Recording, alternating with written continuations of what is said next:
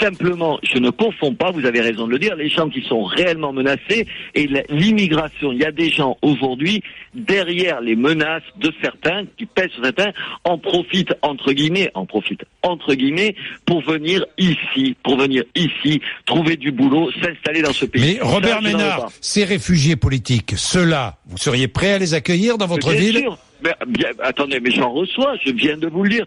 On a à Béziers 2 centres d'accueil, quand une ville comme Montpellier, qui est 3 fois plus importante, en a qu'un. Alors, allez dire aux maires assimilés socialistes à Montpellier de les accueillir.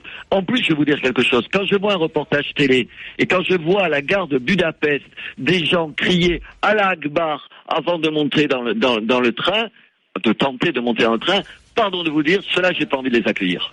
Robert Ménard, franchement, ça ne vous dérange pas, en tant qu'ancien président de Reporters sans frontières, de détourner une photo de presse ? Absolument pas. Bon, enfin, vous rigolez. Comme si chaque fois qu'il y avait un montage à partir d'une photo, l'AFP s'en émouvait. Mais vous rigolez. Enfin, vous êtes journaliste comme moi. Oui, je suis journaliste et vous savez très bien que dans le journalisme, ce qui nous manque parfois, c'est la rigueur. C'est de la rigueur. C'est de la rigueur. Vous rigolez ou quoi? Oui, Robert Ménard. Tout le monde sait que c'est un montage. On le sait tellement que dans la page suivante, elle est montrée telle qu'elle est normalement.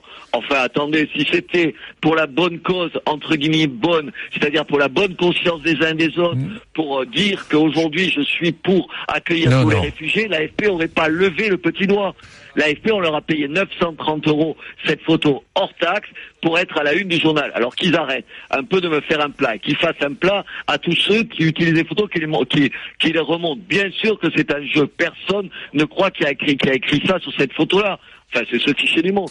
C'est une affaire politique. Alors, on me raconte pas que c'est un problème de détournement de photos. C'est un problème politique. Je pense qu'il faut dire non à l'accueil de réfugiés. En tout cas, dans ma ville, je dirais non. Et c'est pas Monsieur Cazeneuve, quels que soient les réfugiés, qui l'obtiendra. Quels que soient les réfugiés, qu'ils soient politiques ou pas. On reçoit des réfugiés quand c'est des réfugiés qui sont menacés. Oui. Comme le dit le statut des réfugiés politiques pour leur conviction, c'est une chose. Pardon, les gens qui arrivent, les centaines de milliers de gens qui veulent venir en Europe, ce n'est pas le cas. Enfin, Robert Ménard, vous pouvez pas dire que parmi les réfugiés qui ont quitté la Syrie, certains ne sont pas menacés de mort en Syrie. Vous ne pouvez pas le dire. Vous ne pouvez pas le dire, Robert Ménard. Bien sûr. Et est-ce que, comme je suis très mauvaise langue, je vais ajouter, et certains aussi sont envoyés par Daesh pour préparer un certain nombre de choses en France. Mais ça, vous le dites pas. Mais Robert Ménard, je ne dis pas parce que je n'ai pas de preuves. Et Robert Ménard, quand vous le savez très bien, vous avez travaillé dans le monde journalistique. Vous savez très bien que je ne défends pas toujours le monde journalistique, loin de là. Mais il y a une rigueur. On ne peut pas affirmer. Je ne peux pas affirmer que tous les réfugiés sont des réfugiés politiques. Vous ne pouvez pas affirmer que parmi ces réfugiés politiques, il y a des membres de Daesh.